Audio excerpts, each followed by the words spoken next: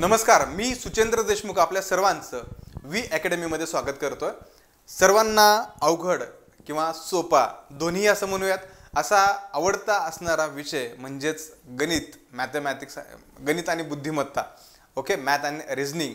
मग या मॅथ आणि रिझनिंग मध्ये कंबाईन पूर्व परीक्षेमध्ये स्कोर कसा करायचा आहे, कारण कंबाईन पूर्व परीक्षेचं बऱ्याच जणांचं भवितव्य ठरवणारा हा सब्जेक्ट आहे। जर कंबाईन पूर्व परीक्षेचा आपण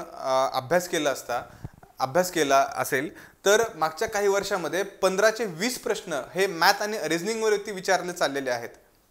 म्हणजे वेटेज वाढलेलं आहे आणि या मॅथ आणि रिझनिंग मध्ये पैकीच्या पैकी मार्क्स कसे घ्यायचेत असे अनेक विद्यार्थी आहेत ते मॅथ आणि रिझनिंग मध्ये आउट ऑफ सुद्धा मार्क घेतात। म्हणजे 20 पैकी 20 सुद्धा मार्क इथे घेतले जातात। आपल्याला टार्गेट ठेवायचं आहे 18+ मार्क्सचं। मग 18+ मार्क्स सर कसे घ्यायचे, एवढ्या टॉपिक्स नुसार मी जे आणलेले आहेत मी शाश्वती देऊ शकतो की 15+ तर तुम्ही जाल। ओके, तेवढ्या मार्काची शाश्वती मी या टॉपिक्स वरून देऊ शकतो, राईट। मग 15+ मार्क्स घेण्यासाठी मॅथ मध्ये आणि रिझनिंग मध्ये आपल्याला कुठले टॉपिक महत्त्वाचे आहेत, मागच्या काही वर्षांचा ॲनालिसिस करून त्याच टॉपिक वरती परत प्रश्न विचारले गेलेले आहेत। मग हे आपल्याला सगळं समजायला पाहिजे की सर कुठले टॉपिक महत्त्वाचे आहेत आणि मला हेच टॉपिक करावे लागणार आहेत। लक्षात घ्या, पाहूयात आपण लिस्ट पाहूया टॉपिक्सची। रिझनिंग आणि क्वांटिटेटिव्ह ॲप्टिट्यूड मध्ये महत्त्वाचे टॉपिक्स कुठले, तर डायग्राम मध्ये, रिझनिंग मध्ये वेगवेगळे डायग्राम विचारले जातात। ओके, मग डायग्राम कधी येतात, जर आपली प्रॅक्टिस असेल तरच त्या आकृत्या फास्ट येतात, नाहीतर आपण तिथे जंबल होऊन बसतो, नेमकं असं काय चाललंय, हे कुठे आला, वरती गेलं का खाली आला।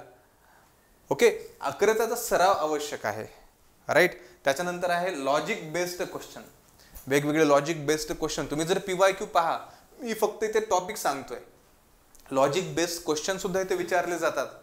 संख्या मालिका असतील, ओके,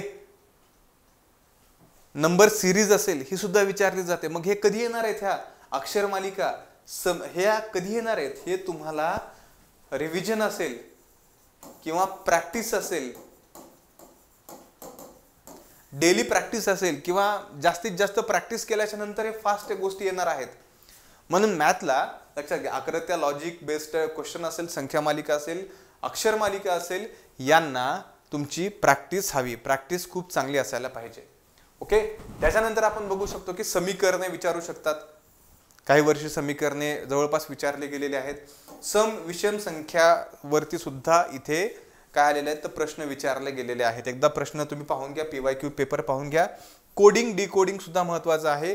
मला वाटतं बहुतेक ॲव्हरेज जर बघितलं तर कोडिंग डिकोडिंगचे सुद्धा प्रश्न आपल्याला कन्सिस्टंटली येताना दिसतात। ओके, सरासरी महत्त्वाचं आहे।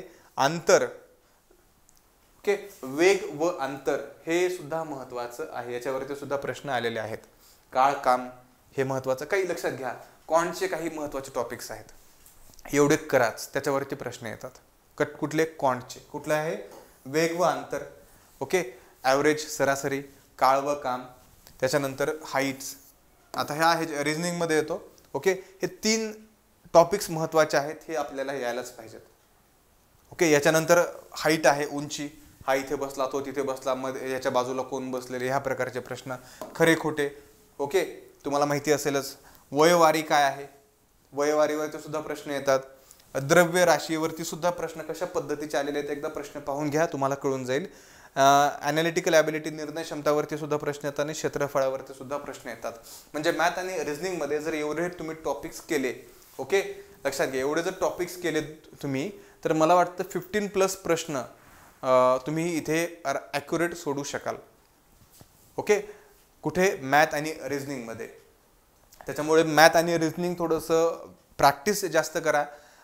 मी म्हणेल की डेली प्रॅक्टिस करण्याचा सराव करा, डेली रिझनिंगचे आणि मॅथचे प्रश्न सोडवण्याचा सराव करा, कारण डेली जर मॅथचा सराव असेलच तरच तुम्ही त्या लेवलपर्यंत तिथे पोहोचू शकणार आहात।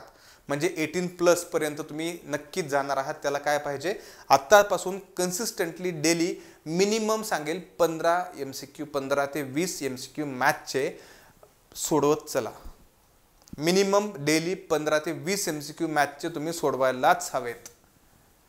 ओके, तर प्रिलिम पास होण्यासाठी इथे ह्या मॅथची आपल्याला मदत होईल, कारण खूप मोठा एक आपण म्हणू शकतो की हा कंटेंट आहे, हा दुवा आहे मॅथ आपली प्रिलिम पास, मॅथ आणि रिझनिंग आपली प्रिलिम पास करण्यामध्ये, क्वांट आणि रिझनिंग.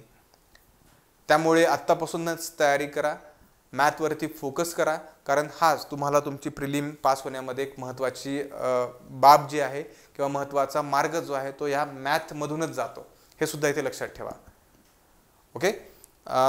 काही संदर्भामध्ये तुमचे प्रश्न असतील, आपण बघितलेले आहेत की वेगवेगळ्या विषयांमध्ये कुठले कुठले टॉपिक्स वाचायचे आहेत. तुमचे काही प्रश्न असतील तर डायरेक्टली तुम्ही मला मेसेज करू शकता किंवा कॉल करून तुम्ही विचारू शकता. तुमच्यासाठी महत्त्वाचे टॉपिक्स कुठले वाचायचे आहेत त्याची लिस्ट तुम्हाला इथे घेऊन आलेलो होतो. आज आपण आपल्या ह्या व्हिडिओमध्ये इथेच थांबूयात. आपण भेटूयात आपल्या नेक्स्ट सेशनमध्ये. धन्यवाद.